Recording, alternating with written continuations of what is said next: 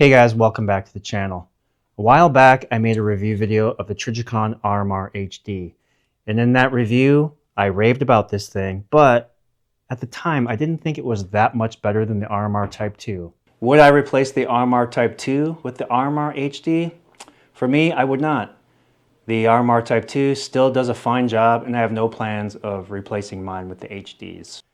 Fast forward maybe 6 months or so, and I've decided to replace the Type 2s on these Glocks with RMR HDs. So that left me with a couple RMR Type 2s just lying around.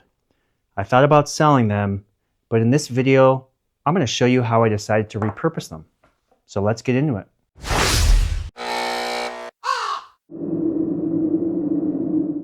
So as it happens, I have two ARs that I would like to put piggyback mounts on.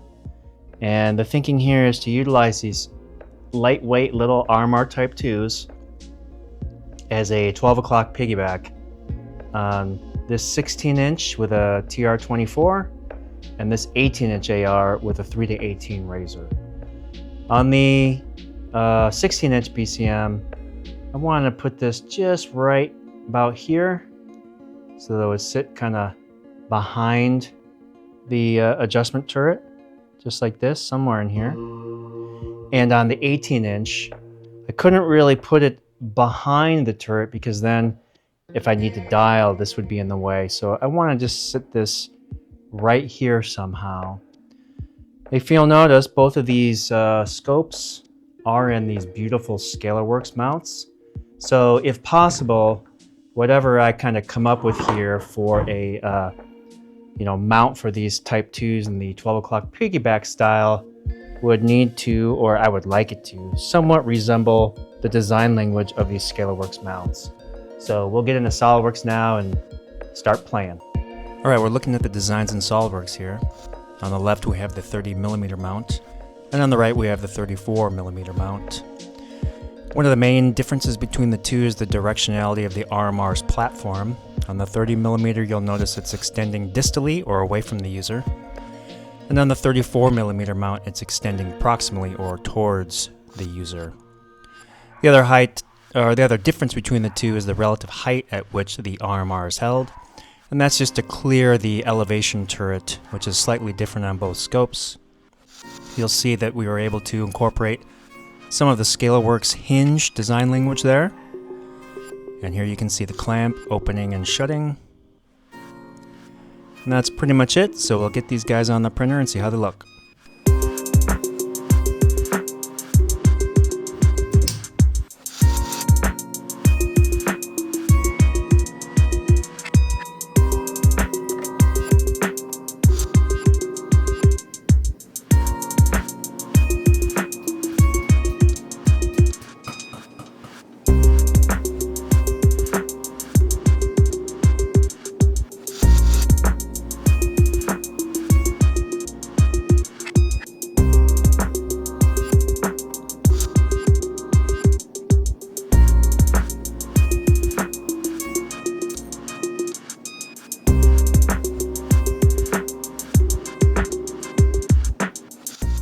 Okay, we're gonna install this now and see, we're just gonna mock fit it, see how it looks.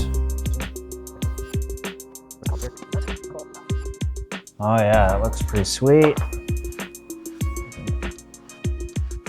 See that there? So it's just at the perfect elevation. I've actually run a couple different heights. The first one, it was just way too tall and I had to drop it down. So now when you look from the rear, this surface is almost coincident with the top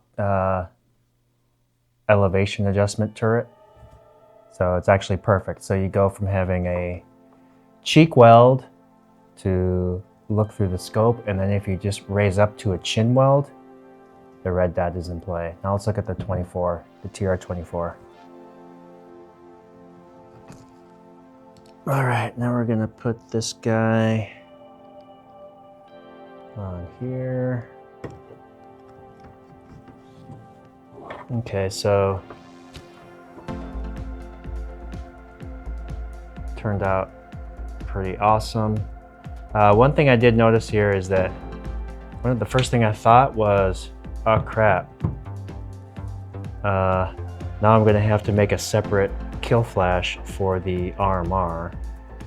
Then I thought, wait a second, why didn't I just build the kill flash integrally into the platform of the piggyback mount? So I think I'm going to make that change. I like how it's fitting. I like its placement. Everything's good, but I think I'm going to mod both of these to have an integrated kill flash. So we'll get going on that now. Here we are back in SolidWorks, and you can see that we've incorporated the integral kill flash in front of each RMR. The hexagonal lattice structure for the kill flash is something I used on some previous kill flashes I designed and printed, so I decided to carry that geometry and design language over. Pretty simple. We'll go ahead and get these on the printer and see how they turn out. Alright, so here it is, the version with the kill flash integrated on the actual weapon. Turned out really nice. It's scuffed up because I dry fit it previously and started to sand it in prepping for paint. However, I decided to slap it back on so you could see it before it's flat and black and a little bit more difficult to see. So we'll go ahead and get this painted up now, see how it looks. Okay, so we've got everything printed and installed. So we've got the 30mm and the 34mm. And they turned out super awesome. Very happy with how they look and how they're functioning. Now, these are mock-ups. The rigidity of these mounts is just not really rigid enough probably to kind of stay on there forever. So I'm going to zero them and play around with them, but the next stage is to figure out how I'm going to make these out of metal. That might be aluminum, it could be stainless, it could be titanium.